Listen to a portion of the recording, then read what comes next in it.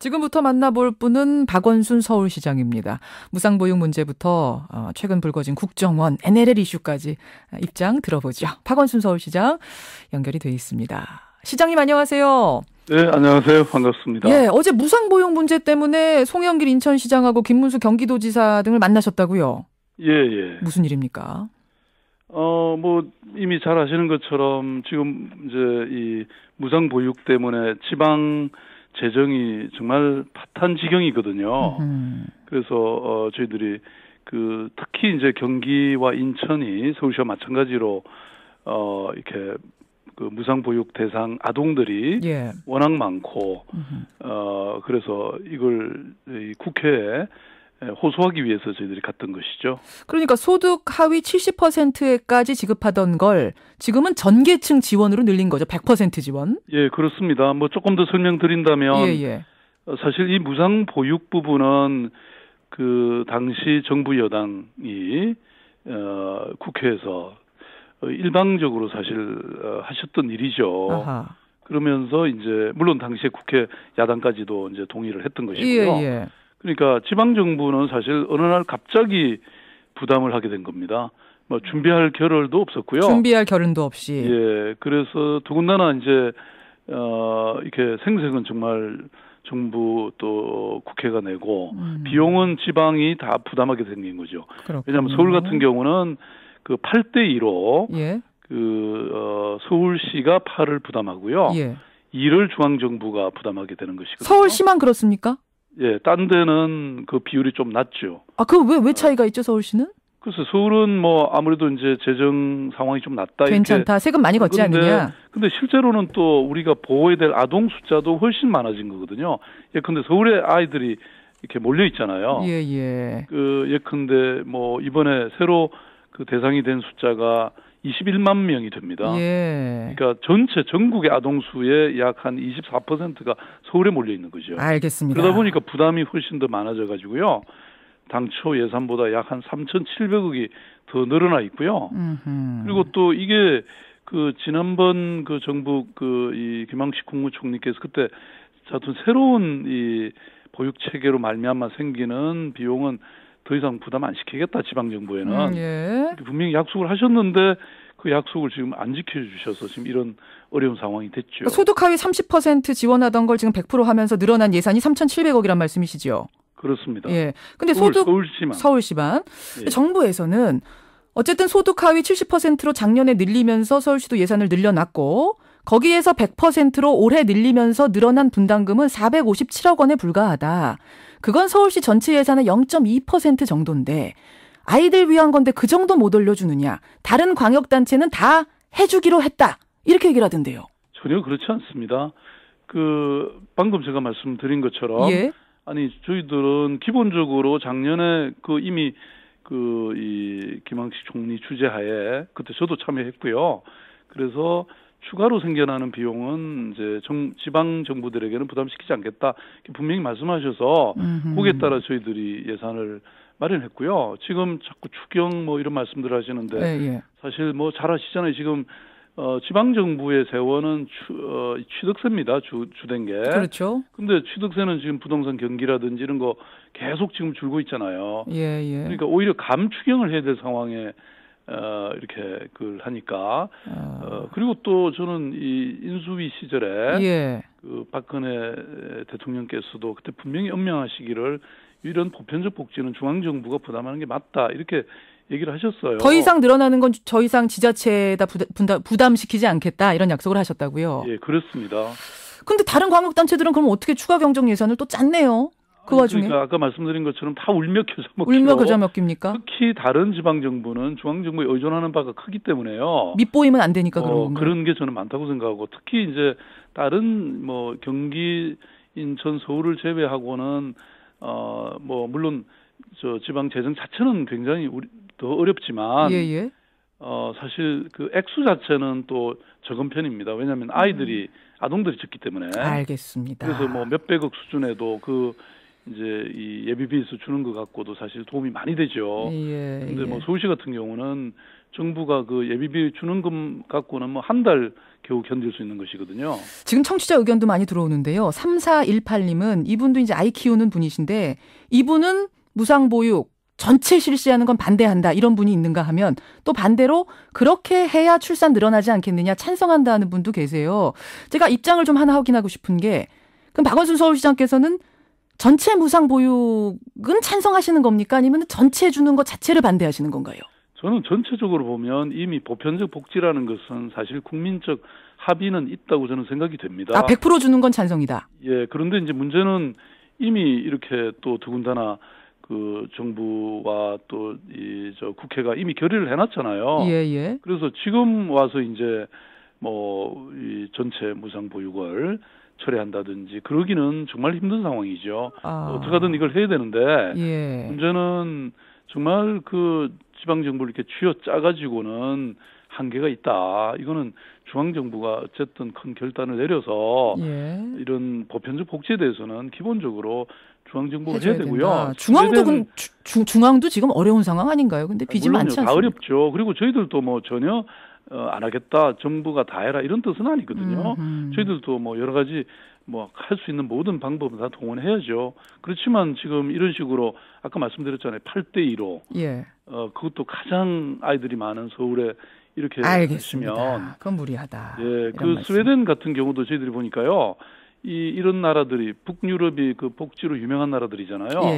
근데 이런 나라들이 이런 걸 확대하면서 세운 원칙 중에 하나가 이런 보편적 복지들은 중앙정부가 책임지고 지방정부에 전가하지 않는다는 원칙이 있더라고요. 그 10대 원칙 중에. 그런 거 보면 우리한테 큰 교훈이 될 거라고 저는 생각합니다. 그럼에도 불구하고 만약 중앙정부와 이렇게 평행선을 계속 달리는 상황이 된다면 그러면 서울시는 어떻게 9월부터 무상보육 중단하는 초강수라도 고려하십니까? 근데 기본적으로는 저는 중앙정부가 그런 사태까지 방치하지 않을 거라고 생각합니다. 왜냐하면 이런 상황을 저는 뭐 모르시지 않을 거라고 저는 보고요. 예. 그리고 이게 처음부터 그러니까 저희들이 시작한 거라면 지방 정부가 책임을 져야죠.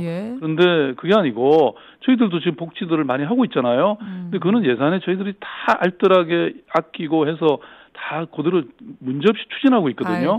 근데 이런 식으로 이제 어느 날 갑자기 저희들하고 상의 별로 하지 않고 그대로 지금 시행해놓고 그걸 다 책임지라고 이렇게 압박하시면 그건 제가 보기에는 무리죠. 박원순 서울시장 지금 만나고 있습니다.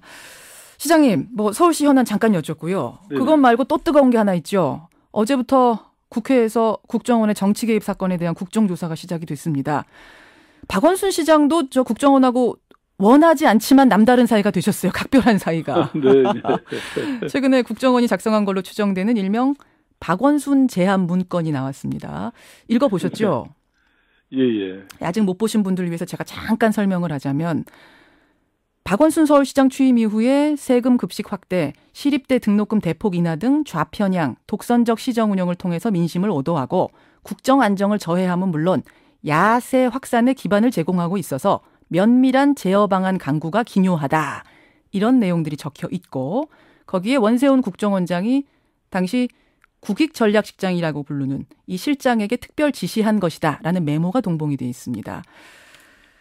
보고는 어떤 소감이셨어요? 글쎄요. 뭐 사실 이게 저희들이 뭐 70년대나 들었던 그런 그때 익숙했던 말들이 지금 다시 이렇게 21세기에 민주주의가 확립된 대한민국에서 듣는다는 것이 참 너무 어색한 일이고 도대체 시민의 손으로 뽑힌 천만 서울시장을 제압하겠다 또 뭐 이렇게 뭐 막무가내식의 정치 개입 이런 게 용납이 될 수 있나요? 지금 그래서 그거 나온 다음에 국정원은 전산 기록하고 문서 고에는 이런 거 없더라. 국정원 거 아닐 수도 있다 이런 입장 밝혔거든요. 검찰 조사가 필요한데 검찰 조사는 잘 진행이 되고 있습니까? 글쎄요. 저는 뭐 제가 지금 서울시정 챙기느라고 그런 데까지 제가 뭐 신경 쓸 겨를은 아니고요. 그렇지만 이런 것들이 정말 민주주의 국가에서는 어느 누구도 용납할 수 없는 일인데 그렇다면 검찰이 제대로 수사하고 다시는 이런 일이 없도록 해야죠. 해야죠. 국정원이 지금 뭐 보니까 최근에 고등학생까지 나서 가지고 시국선을 하고 있는 마당 아닙니까? 예. 그 민심을 정확히 읽어야 된다 이런 말씀. 근데 국정원이 박 시장님을 왜 이렇게 싫어할까요? 했을까요? 그거는 국정원에 가서 물어보셔야죠.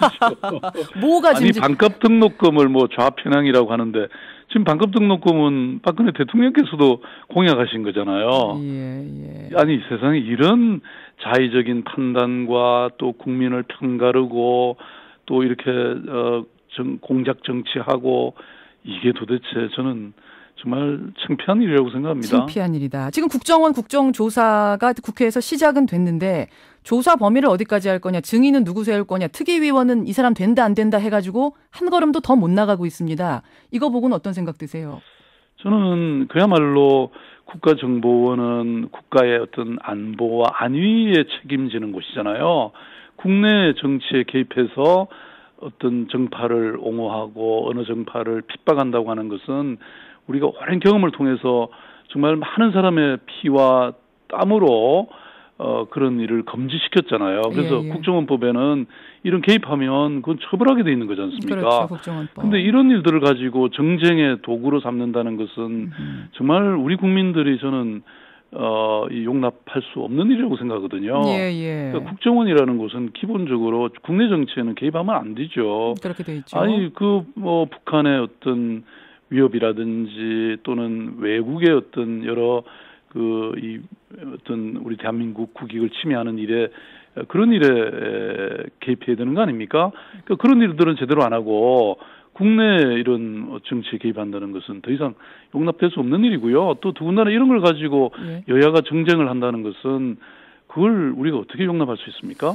이 기회에 아예 뭐 국정원의 정치 파트를 없애버리자 이런 얘기까지 이재호 의원 하시던데 동의하십니까? 아니 그거는 옛날에 이미 합의됐던 거죠. 사실은. 국내 정치에 왜 국정원이 개입합니까? 정치 파트, 뭐 국내 정치 개입이라고 하진 않습니다. 그냥 정치 파트라고 되어 있는 부분 자체를 아예 없애버리자. 당연한 거다 말씀하시는 거예요. 그거는 이미 오래전에 우리가 벌써 온 국민이 합의했던 바죠. 그럼에도 불구하고 살아 있었던 거고요. 예. 당연한 얘기다 이런 말씀. 시장님 시간이 없지만 제가 한 가지만 더 여쭙겠습니다. NLL 대화록 공개가 됐지 않습니까? 이 논란은 어떻게 보셨어요?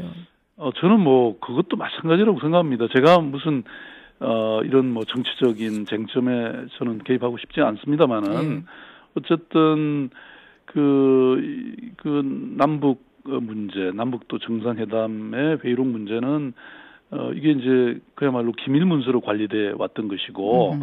또 남북 문제는 어쨌든 그런 신뢰가 기반이 돼야 앞으로 진정한 대화와 어떤 통일로의 그런 이 길이 열리지 않겠습니까? 근데 이런 걸 갖고 자꾸 이렇게 정쟁의 대상으로 삼아버리면 앞으로 어떻게 남북 정상회담 또 남북 관계가 진정한 어떤 이런 앞으로 나아갈 수 있겠어요?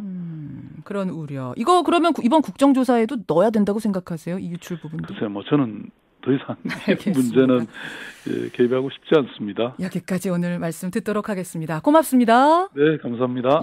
박원순 서울시장이었습니다.